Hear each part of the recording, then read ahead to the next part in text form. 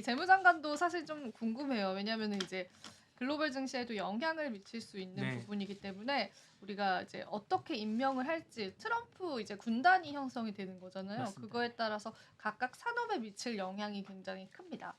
특히나 우리가 지금 반도체 관련해서도 트럼프 행정부가 들어오게 됐을 때 반도체 산업에 어떤 변화들이 있을 거에 관해서도 요즘에 고민거리로 많이들 이야기하시거든요.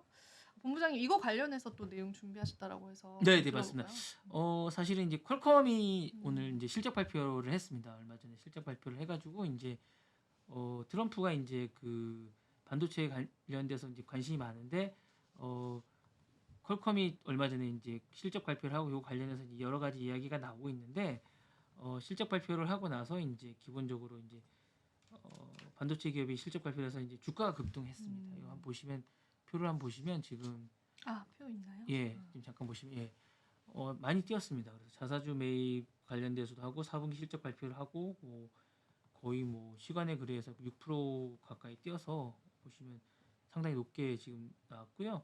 기본적으로 이제 매출이 많이 뛰었고 주당 순이익도 많이 뛰어서 이제 많이 뛰었고 전년 대비해서 많이 뛰었습니다. 기본적으로 이제 퀄컴은 뭐 삼성에도 스냅드래곤이라는 개발사 칩 거래하는 것도 많이 뛰었고요.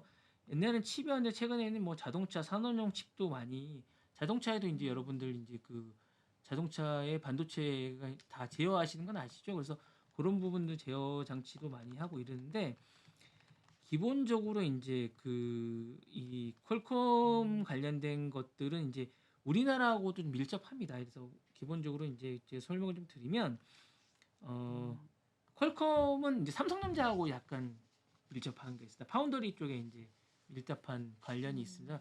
그래서 삼성전자의 파운더리 사업에서 절대적으로 1위 쪽에 많은 사업을 차지하고 있습니다. 그러니까 삼성이 기본적으로 이제 그 기본적으로 따지면 이제 메모리 팹리스도 지금 하고 있고 파운드리도 하고 있는데 삼성의 전반적인 것들의 사업을 따지자면 이제 파운드리 쪽에서 1위 분야를 차지하고 있습니다. 근데 기본적으로 이제 삼성이 이제 TSMC하고 좀 여러 가지로 차이를 좀 제가 말씀을 드리자면 삼성이 좀 약간 이제 이 구조가 좀 어떻게 따지면 여러 가지 구조를 가지고 있습니다. 약간 좀 맞아요. 다 설명 해요. 다 해서 좀 약간 문제입니다. 다 해요. 예, 네. 그래서 어떻게 보면 IDM이라고 그래야 되나? 이게 다 갖고 있어서 좀 문제입니다. 그래서 뭐 맞아요. 메모리도 가지고 있고 팹리스도 가지고 파운드리도 있고 가지고 예, 있고. 네. 파운드리도 가지고 있어서 좀 문제입니다. 그래서 이게 좀 문제가 뭐냐면 이걸 다 갖고 있으면 파운드리를 주는 팹리스 쪽에서는 약간 좀 불안해합니다. 왜냐하면 이쪽에서 그럴 리는 없는데 이쪽에서 팹리스를 주는 쪽에서는 자기네 설계를 이쪽에서 좀 도용을 하지 않을까? 파운드리 쪽 그런 경우는 거의 없습니다. 그래서 이제 좀 불안해하는 게 좀 있어요. 그러다 보니까 원래는 저희가 이제 TSMC하고 삼성전자하고 출발점이 원래는 좀 비슷했습니다. 2000년 초반 때는 파운드리 받는 분야가 원래는 좀 비슷했습니다. 근데 이제 이게 차이가 좀 많이 나기 시작합니다. 그렇게 해서 잘 안 주기 시작합니다. 그래서 차이가 좀 많이 나고 투자도 이제 좀 많이 안 하게 됩니다. 2022년 정도쯤 가면 TSMC하고 삼성전자하고 차이가 3배 정도 차이가 납니다. 투자를 많이 안 하게 됩니다. 그 노광 장비를 이제 많이 못 사게 되거든요. 그래서 이제 그러니까 ASML에서 이제 노광 장비를 많이 못 가져오게 됩니다. 안 파나요? 삼성한테?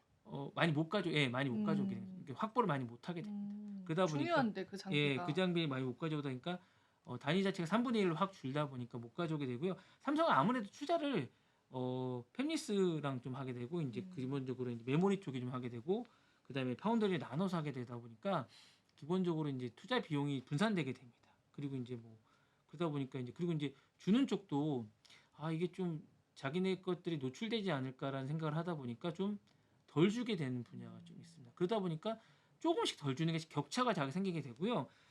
그러다 보니까 이제 조금씩 기술력도 조금씩 차이가 나게 됩니다. 그러니까 조금씩 차이가 나니까 이 차이를 준 게 퀄컴입니다. 퀄컴이 그러니까 어느 정도 차이가 났냐면 한 2022년에 삼성이 만약 75% 정도의 어떤 공정률 차이가 있다면 TSMC가 80% 정도 차이가 나니까 퀄컴이 좀 확 몰아주게 됩니다. 그때 당시에. 그래서 그 퀄컴이 한 50%를 가져가고 삼성이 한 35%를 가져가게 되거든요.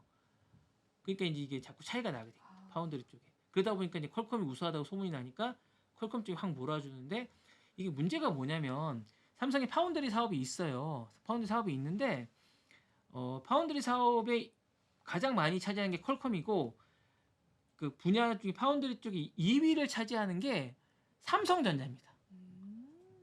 네, 삼성전자고 마지막에 그 3위가 엔비디아입니다. 아. 그러니까 뭐냐면 이 문제가 뭐냐면 TSMC에 남는 부분의 파운드리 사업을 삼성전자가 가져가는 겁니다. 아, 못하는. 그러니까 삼성전자가 2위를 차지한다는 게 문제가 팹리스 삼성전자고 삼성전자가 파운드리인 겁니다.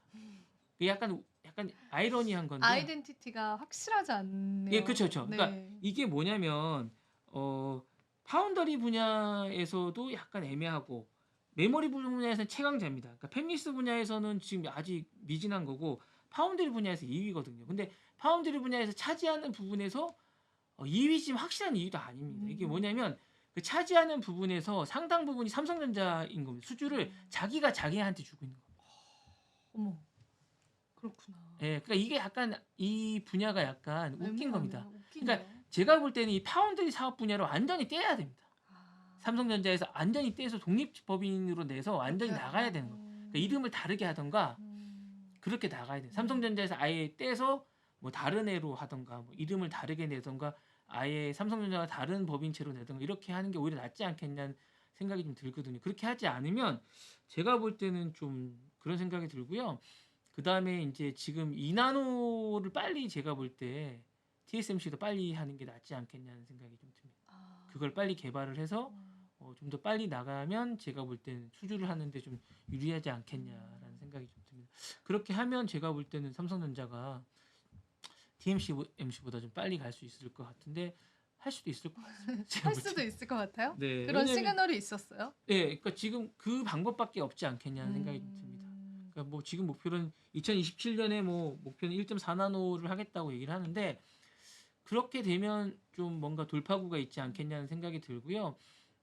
그런 식의 뭔가를 시그널이나 돌파를 해서 돌파를 해야지 지금 뭐 그 덩어리에서 그냥 뭔가를 이렇게 치고받고 하는 것들이 너무 힘든 것 같고 일부에서는 지금 뭐 파운드리 분야를 포기하고 그냥 팹리스 쪽에 가는 게 낫지 않. 왜냐면 파운드리 분야가 자기 자체가 어떤 생산 그 어떤 물량을 생산하지 못하고 받아서 하니까 좀 힘들지 않냐. 그 분야가 자기 자신이 뭔가를 생산할 수 없지 않냐라는 이야기는 있지만 또 그렇지가 않은 게 지금 엔비디아나 이런 것들이 계속 뭔가 파운드리 분야를 뭔가를 계속 하청을 주거든요. 그런 걸 봤을 때는 파운드리 분야를 포기할 수는 없거든요.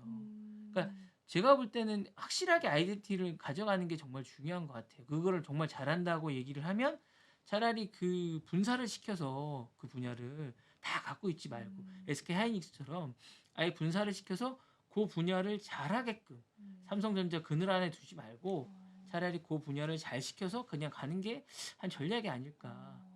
아니 뭐 제가 어줍지 않은 충고인지 아니, 모르겠지만 어줍지 않다뇨. 네, 네. 뭐 그런 생각이 좀 드는. 아니, 파운드리는 사실 설비 투자가 좀 많이 들어가기 때문에 네, 완전 이제 배제를 시키기에는 쉽지 않겠지만 말씀하신 것처럼 단독법인으로 네, 이렇게 네. 조금 분리를 시키거나 그렇게 사업 구조를 좀 재편을 한다면 네. 각각의 법인에서 또 집중도를 가져갈 수가 그러니까 있잖아요. 그 팹리스랑 이제 삼성전자 팹리스랑 분리돼서 우리는 다른 법인이고 손이 닿지 않고 우리는 아예 그냥 다. 그러니까 그런 것도 좀 배제하는 게 좋을 것 같아요. 그냥 삼성전자에서 뭔가를 받는 것도 배제하고 그냥 우리는 전 세계에서 받는다라는 어떤 그런 물론 뭐 받을 수도 있겠지만 삼성의 색깔을 조금 그렇죠, 그렇죠. 아예 덜어내고 네, 네.